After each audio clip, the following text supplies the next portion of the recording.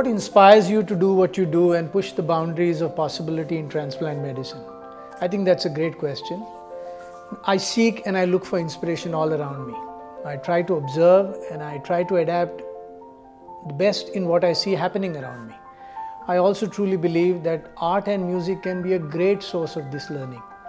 I will try to articulate some of these thoughts throughout this conversation, and I hope to simplify as much as I can because it's a complex subject, but I promise you that I truly believe it's a task in itself.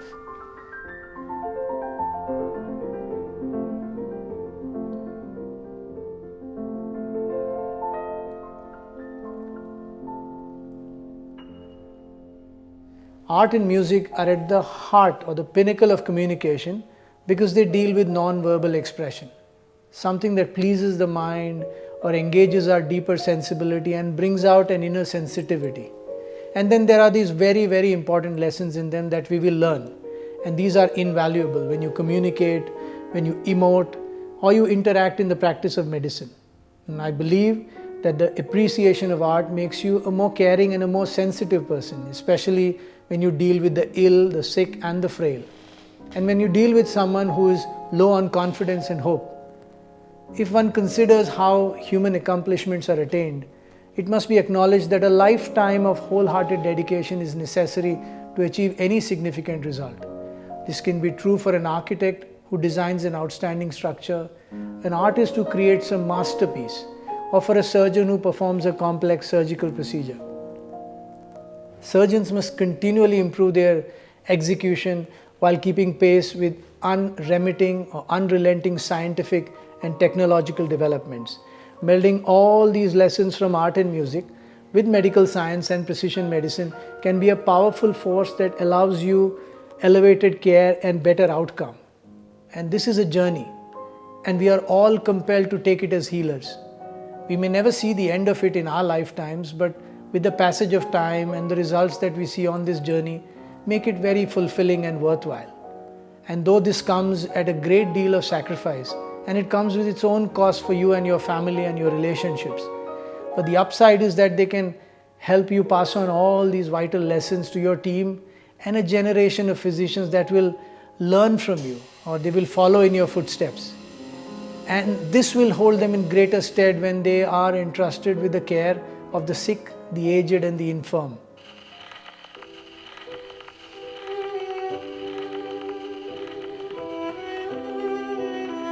So how does taking these lessons from art, music, and the humanities help you as a transplant surgeon?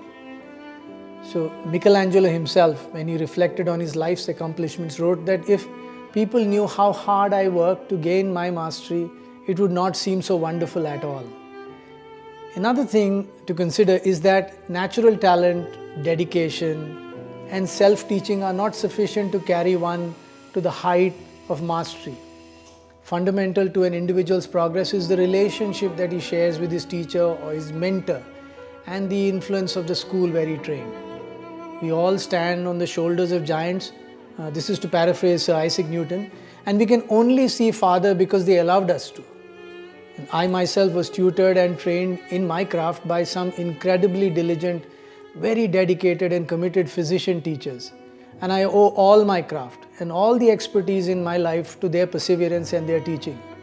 This is not to ignore those patients who willingly surrendered their bodies or bared their souls to these hands. Surgery is primarily an intellectual, not purely a technical exercise. Of course, both the artist and the surgeon's technique must be immaculate and accurately express what's in the mind. When we speak about training that we go through, not unlike the surgical resident who spends years in the hospital learning various aspects of the science and the art of surgery, then gradually, successively climbing the steps of increased responsibility. The art of a musical apprentice who lived in a workshop for many years in very close contact with his mentor, absorbing day by day, year after year, the master's art.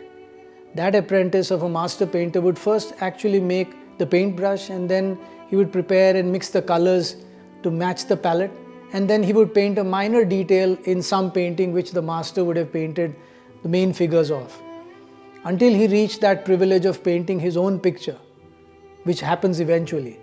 This progression is similar to that of a surgeon who, after a number of years of training, finally reaches that professional independence that allows him to perform surgery on his own patients.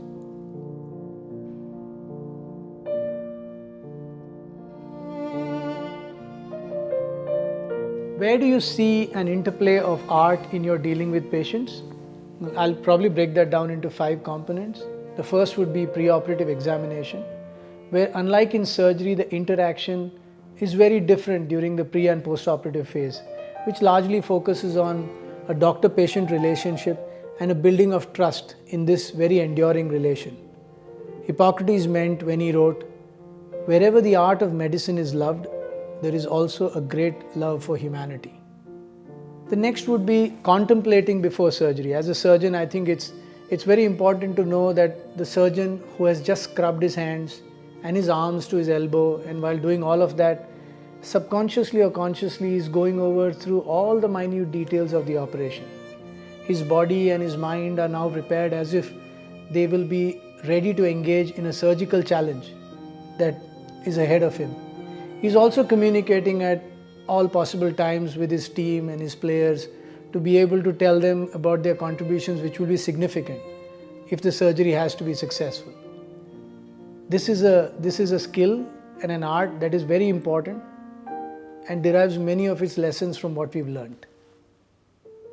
Another thing when you're scrubbing up is that the surgeon must be ever mindful that any carelessness on his part or his team's part can create a very critical infection, which can completely undo a skillful transplant operation.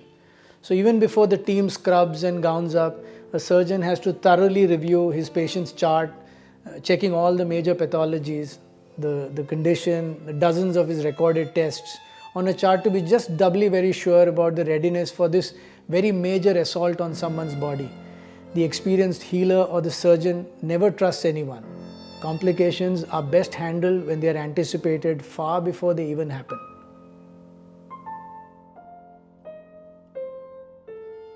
So what happens when you're gowned and you're gloved? The relationship of the surgeon to the patient is an intimate one. It's a one-on-one relationship. The surgeon knows that he is responsible not just for the patient, but also to his family, his own colleagues, the hospital where he works, and the profession that he represents, the community of the patient, the society in general. But then there is also a very spiritual responsibility. The patient's soul, the patient's spirit, it all inhabits a body that I am now attempting to invade. I'm trying to improve and to try to avoid violating. This intimacy that the surgeon enjoys with the patient has its own drawbacks. Because when I was a young surgeon, there was a time before every operation that I would have to come to grips with this very difficult feeling, and I would try to diffuse all my emotional attachment to that patient, which was never easy. So while we operate, for many obvious reasons, we use masks and we use facial gear. I mean, there are reasons why we do that. But a large part of the surgeon's face is hidden behind that impressive mask. Sometimes they may appear remote and inhuman, scientific and detached, but their haunted eyes would betray that intense feeling and that profound sympathy. And it's a peculiarly vulnerable awareness of the human condition. And we all go through it when we engage ourselves in a difficult or a complex surgery. And that's something that we have to live with every single day of our lives. It's never easy.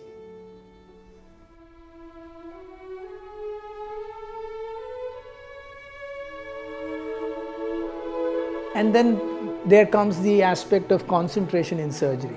So intense concentration is the hallmark of any successful surgery. And I truly believe that in the operating room, you should feel the sensibility of a cathedral or a church in which we all occupants respect the sanctity of the place.